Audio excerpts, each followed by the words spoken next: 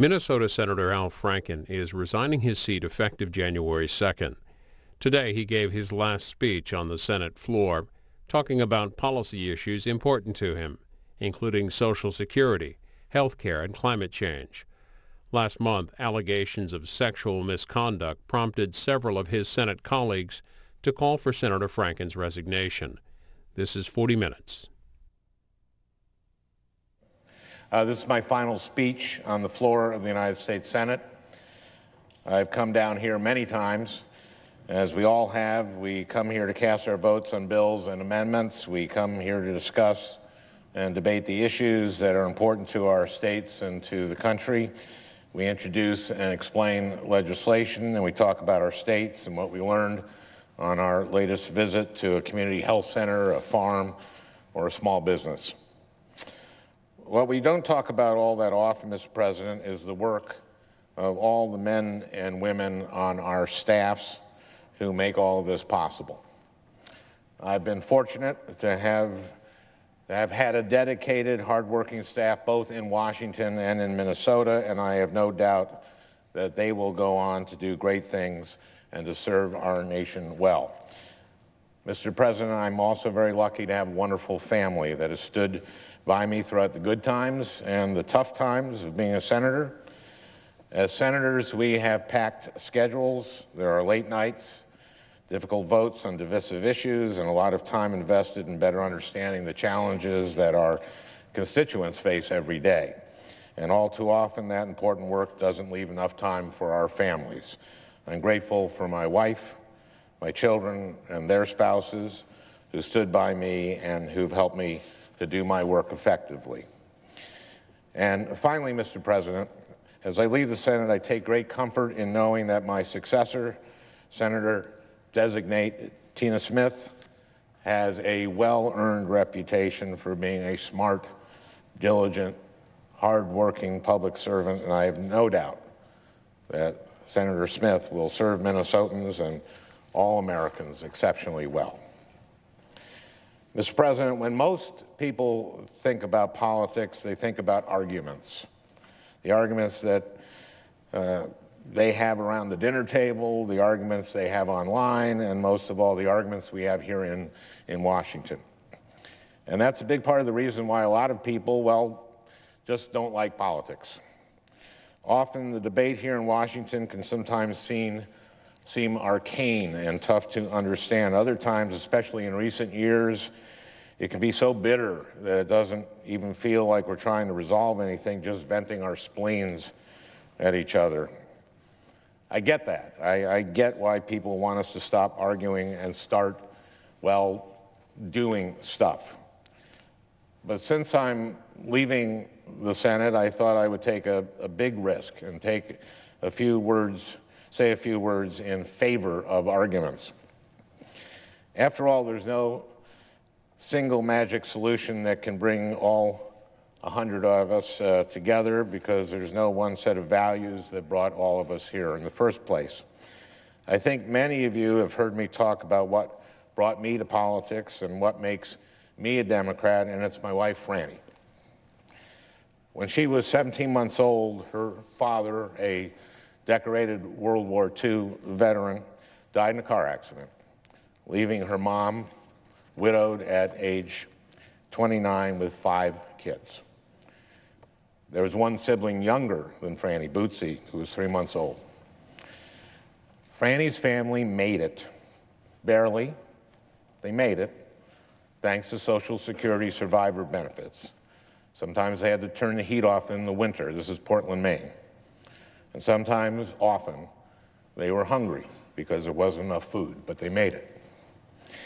Franny and her 3 sisters all went to college on combinations of scholarships and Pell Grants.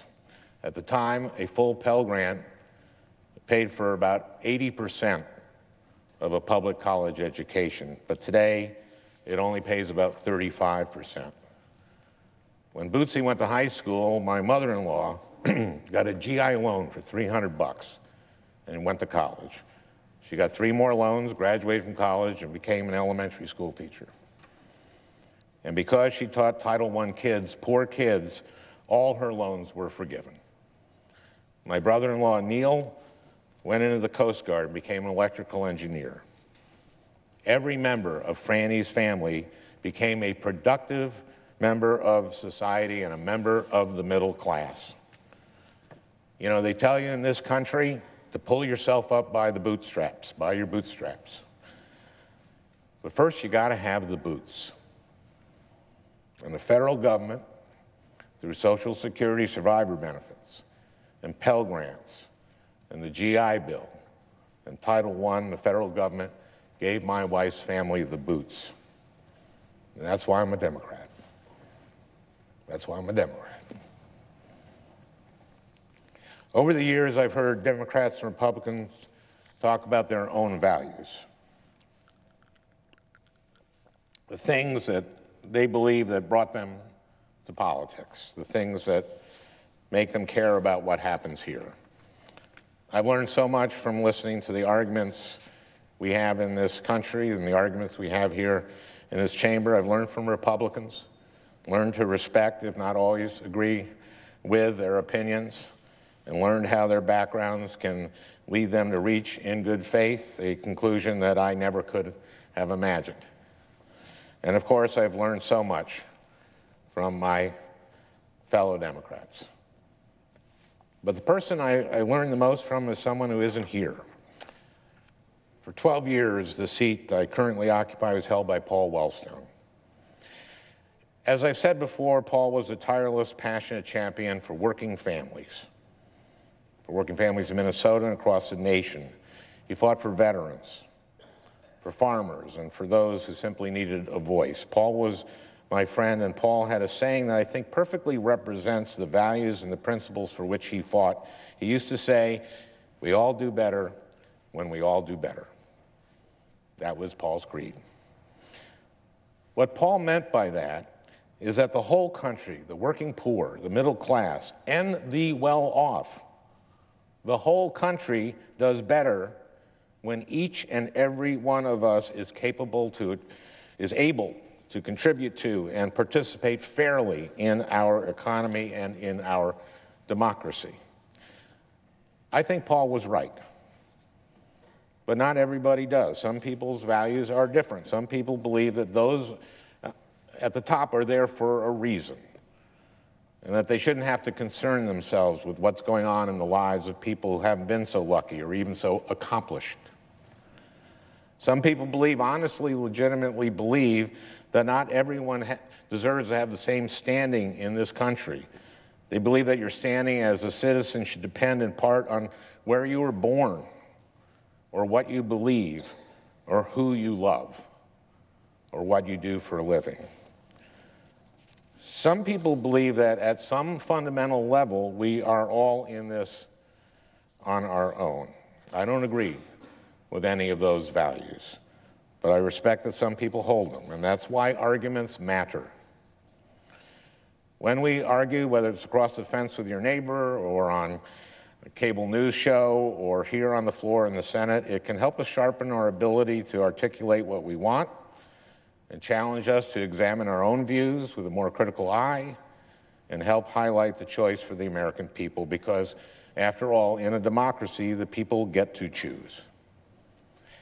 As I prepare to leave the Senate, Mr. President, I've been thinking a lot about my values and Paul's values, the values we share with many of my colleagues here in the Senate and many of the progressive activists that I've met and worked alongside of in Minnesota and around the country.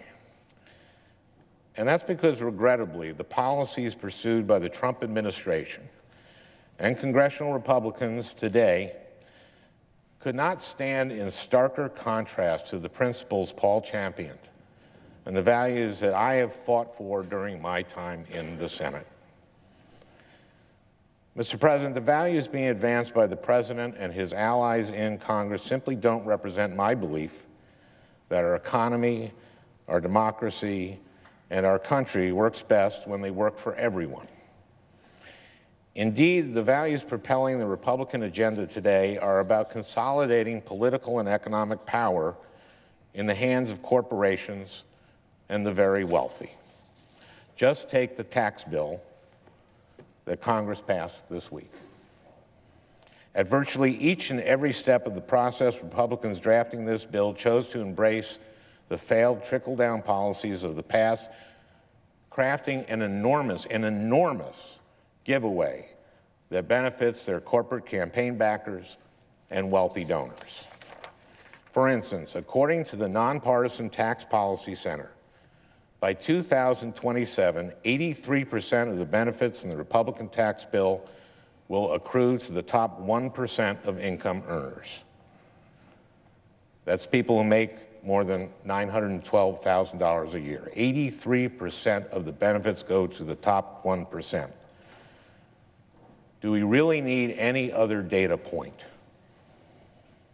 Well, here's one. At the same time, the Republican tax bill would increase taxes on 35 million low and middle income families. During his inaugural address, President Trump vowed that, quote, the forgotten men and women of our country will be forgotten no longer. But the Republican tax bill represents a slap in the face to those forgotten men and women. I guess the president forgot about them. Make no mistake, the Senate-passed version of the Republican tax bill was deeply flawed, but when Republicans later attempted to reconcile differences between the House and Senate bills, a process that took place behind closed doors, even more favors were doled out to Republican donors and to special interests.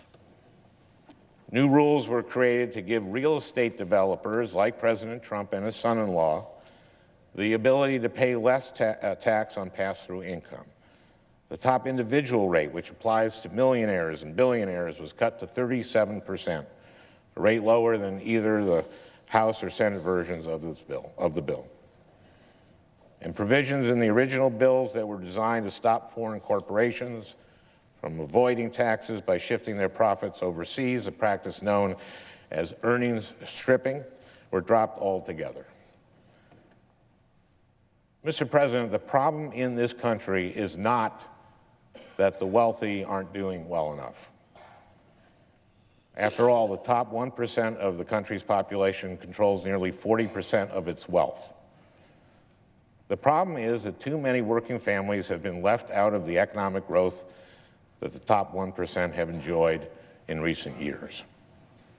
But rather than use the tax reform bill as an opportunity to help those working families, Republicans have instead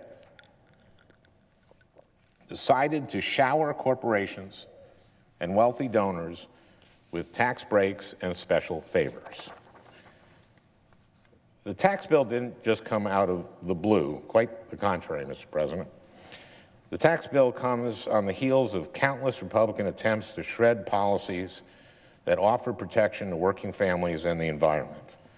But the corporations and wealthy donors that support my Republican colleagues believe that these policies stand in the way of their profits. Take health care, for example.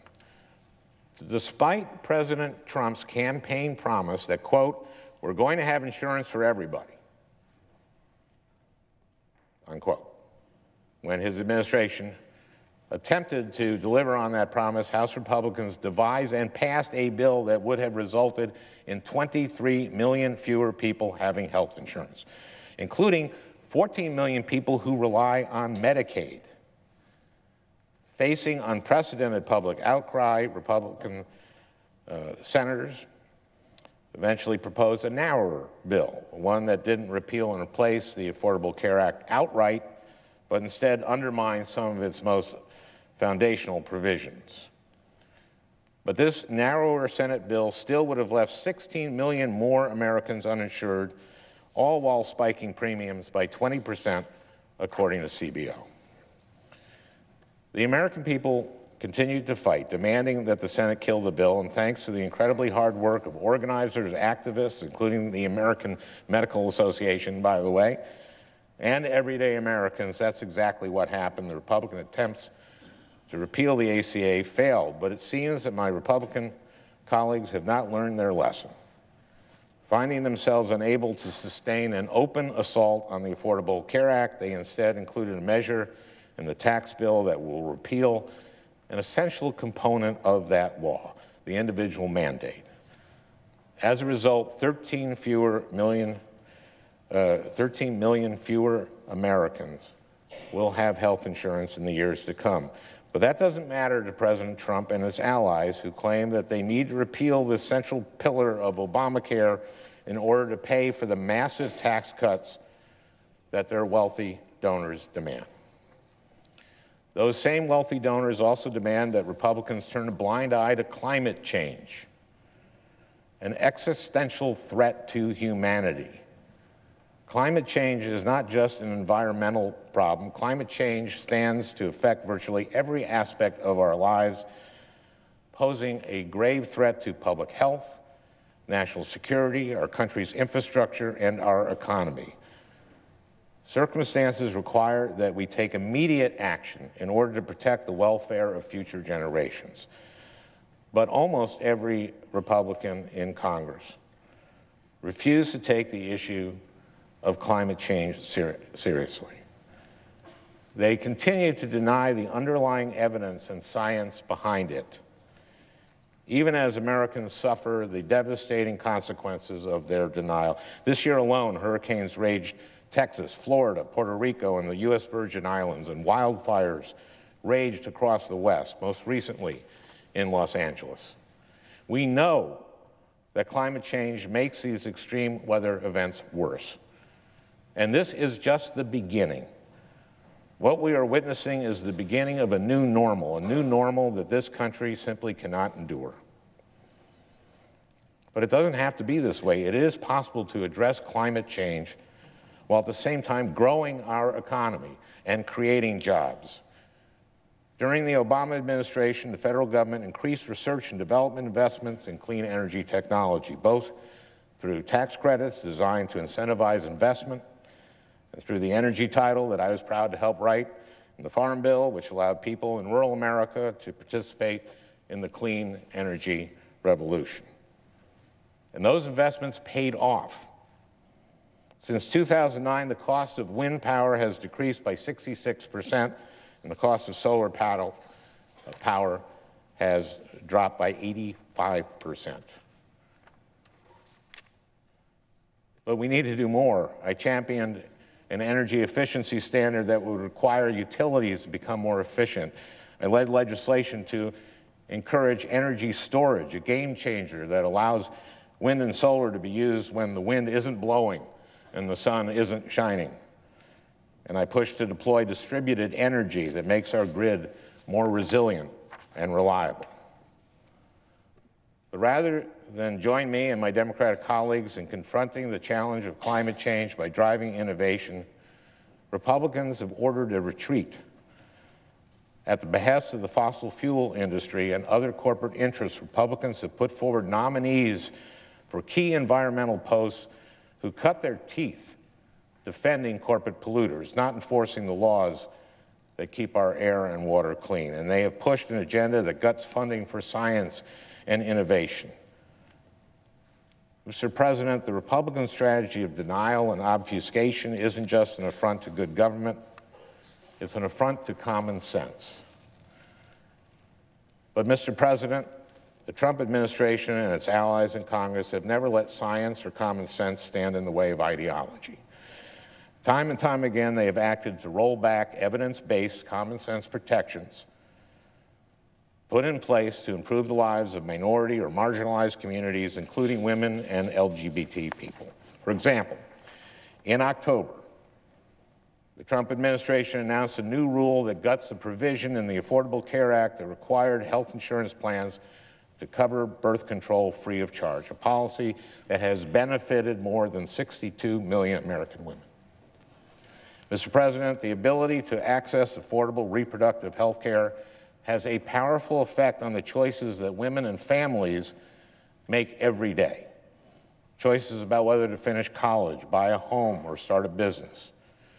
Ensuring that women have access to contraception is vital to the economic security of our families, and that's why I filed a brief in support of the ACA's contraceptive coverage requirement when it was challenged before the Supreme Court. But despite the millions of women who have benefited from the policy, and despite the science demonstrating that restricting access to contraception has negative health consequences, the Trump administration has eviscerated the policy. In February, the Trump administration rescinded Obama-era guidelines and instructed schools on how to protect transgender students under a federal law called Title IX. Mr. President, LGBT students deserve to learn in an environment free from discrimination, and they deserve to be treated with dignity and respect. But far too often, LGBT kids, particularly transgender kids, experience bullying and harassment. When that happens, those students are deprived of an equal education. That's why I led the Senate in calling on the Obama administration to issue those guidelines back in 2015. Nonetheless, the Trump administration decided to scrap that guidance, a callous and mean-spirited decision that sent a terrible message to LGBT children and their parents, and which took away a tool designed to protect our children. It is our responsibility, not just as senators, but as adults, to protect our children, not turn a blind eye when they face prejudice and cruelty. Mr. President, nothing that Republicans have done is more galling, nothing poses a greater threat to the fabric of our democracy than their deliberate and sustained attack on the right to vote.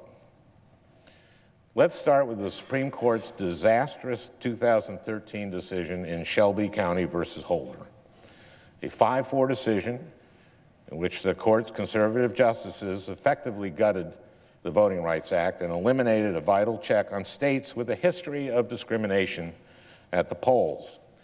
After Shelby County, after that decision, states swiftly began to enact harsh restrictions on the right to vote, and in many cases, citing the myth of so-called voter fraud as justification. Now, take North Carolina, for example.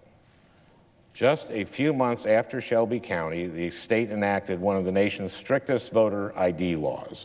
Without any evidence, the state described the new restrictions as necessary to prevent fraud. And without the protections of the Voting Rights Act, those changes went into effect, keeping poor and minority voters from casting a ballot.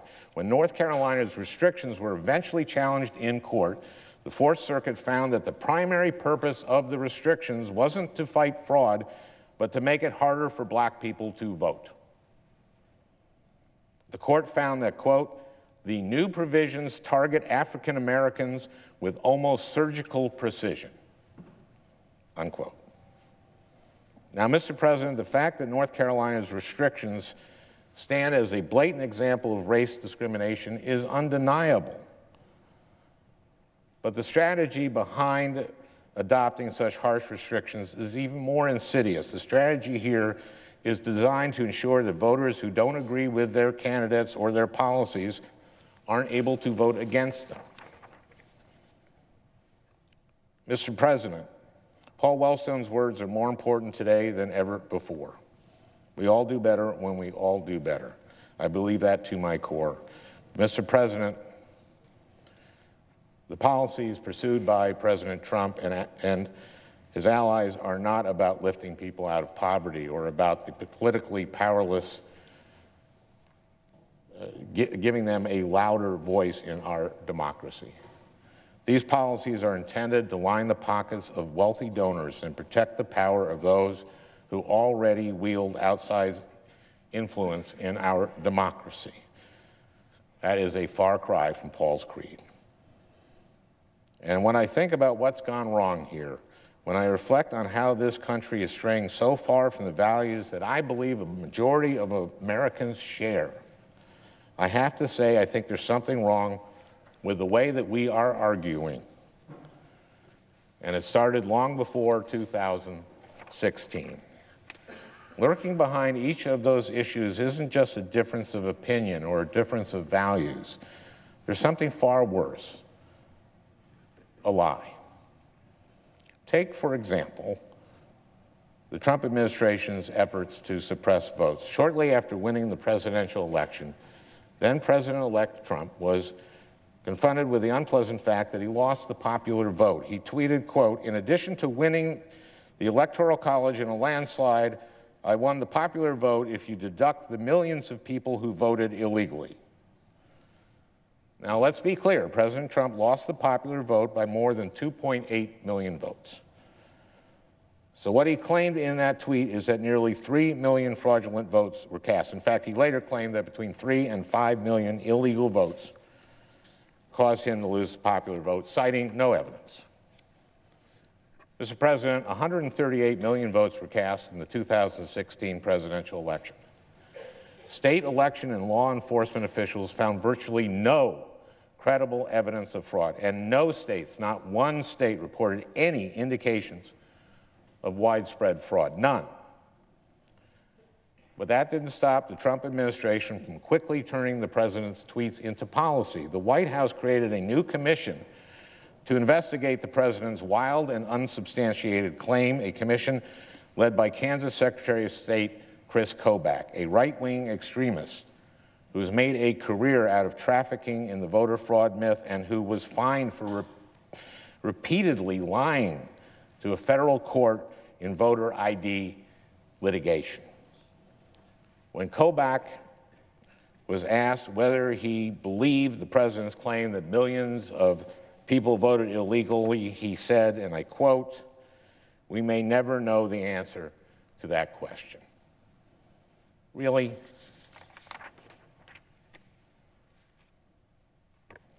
Mr. President, this episode could almost be considered funny if the ramifications weren't so deadly serious.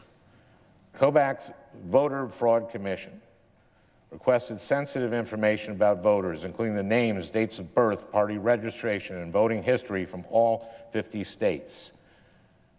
This is information that could lay the groundwork for disenfranchising scores of millions of eligible voters, which is why more than 40 states refused to comply with that request.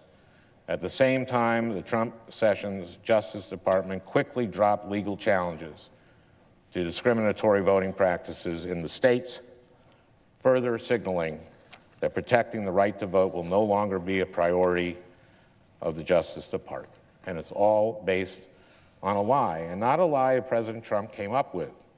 Right-wing conservatives have been raising a false alarm about so-called voter fraud for years, despite the fact that no credible evidence has ever been produced demonstrating that it is a real problem. Or take the Trump administration's attacks on LGBT rights. Again and again, lurking behind these policies are lies, the lies that advocates of LGBT rights want to trample on people's religious freedom, the lie that families led by a gay or lesbian couple don't provide a safe environment for children, the lie that allowing transgender people to use the appropriate bathroom opens the door to sexual assault.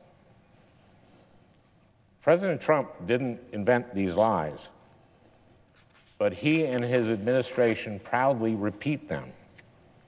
Or take the attacks on science, especially climate science. We now have enough evidence to conclude that climate change is real, and it's man-made, and it is a threat to our nation's security and an existential threat to the planet. Defense Secretary Mattis knows this. And yet for years, so-called scientists funded by industry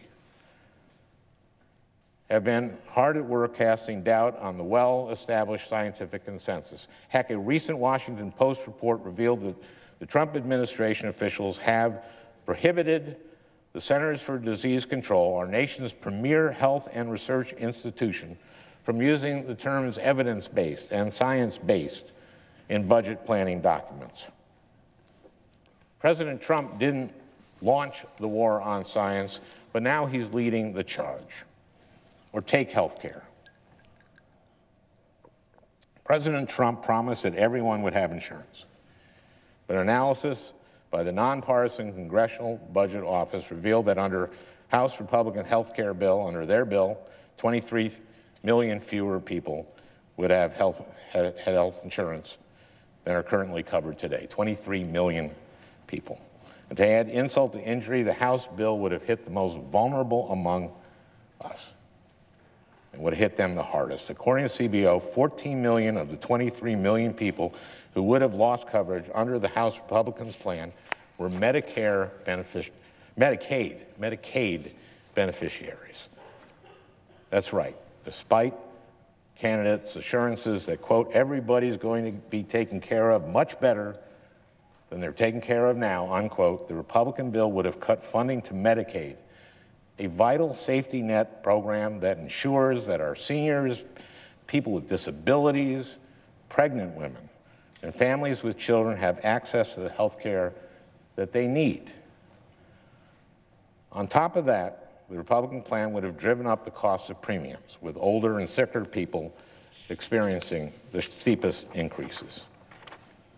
Indeed, the health care debate has long been predicated on lies, a lie that, quote, well over 90% of what Planned Parenthood does is provide abortion services, the lie that women only rely on birth control because they are sexually promiscuous, the lie that the Affordable Care Act is collapsing under its own weight, when, in fact, the Trump administration and Republicans here in Congress have been doing everything they can do to sabotage it. And then there's the tax debate. Over the last year, Republicans have repeatedly claimed that they would advance policies designed to benefit middle-class families, not the wealthy. President Trump pledged not to forget the, quote, forgotten men and women of our country. Steve Mnuchin, the Secretary of Treasury, promised that the Republican tax plan would help the middle class. He vowed that any tax cuts for upper-income earners would be offset by getting rid of deductions that benefit the wealthy. That's what he said. Let me quote Secretary Mnuchin. He said, quote, there will be no absolute tax cut for the upper class. But again, Madam President, 83% of the benefits in the Republican tax bill go to the richest 1%. What he said just isn't true. Even just the other day, the White House press secretary claimed that President Trump himself will pay more because of this bill. We don't know for sure exactly what its effect will be on his personal finances because the White House has refused to release his tax returns, claiming in another lie that he can't release them because they're under audit. You can release tax returns while you're under audit. What we do know, Mr. President, is that tax breaks in the Republican bill for real estate developers like President Trump and his family will save him millions upon millions of dollars. I could go on and on. You know, before I came to the Senate, I was known as something of an obsessive on the subject of honesty in public discourse. But as I leave the Senate, I feel, I have to admit that it feels like we're losing the war for truth. And maybe it's already lost. And if that's the case, if that's what happens, then we have lost the ability to have the kinds of argument that help build consensus. And I see Lamar Alexander here. We have done that in the Health Committee. Thank you, Mr. Chairman, when we've done that. Or at least help the American people make informed choices about the issues that affect their lives. So what is to be done? Who will stand up and fight for a more honest debate? To insist that even though we have a different set of opinions, we cannot honorably advance our competing agendas unless we use the same set of facts. Well, I hope that my colleagues on both sides of the aisle will stand up for truth. The thing is, I have spent enough time with my Republican friends over the last 8.5 years to know that you are motivated by values just like Democrats. I just hope that you will fight for those values forthrightly. But at the end of the day, it's going to be up to the American people, just like it's always been. We will always have the democracy we deserve, if not the government we want. It's going to take ordinary Americans deciding to become more informed consumers of political news and opinion, and deciding that they're willing to be part of the argument themselves instead of simply tuning out all of the noise. And if they do, I know that we will get this country back on track. In October, 15 years after we lost Paul, I took to the Senate floor to remember him and to celebrate his life. Paul understood better than anyone I know the meaning and the power of politics. And I think he would have a lot to say about where we find ourselves today. Paul said, quote, "Politics is not about power. Politics is not about money. Politics is not about winning for the sake of winning. Politics is about the improvement of people's lives." Even in the face of everything that is happening today, I still believe in Paul's words. Politics is about the improvement of people's lives. I know those words to be true because I know that the American people still believe in justice and equality and opportunity, and I see evidence of that every day. I saw it in January. More than 4 million people across the United States joined the Women's March, standing in solidarity with their mothers and sisters and daughters and wives. I saw it later that same month after President Trump issued an executive order seeking to ban travelers from Muslim-majority countries from entering our country, when hundreds of lawyers responded to a call to help and rushed to airports offering their services and support to affected families. I saw it in May when a transgender boy in Wisconsin who was discriminated against by his school had the courage to take them to court, and he won.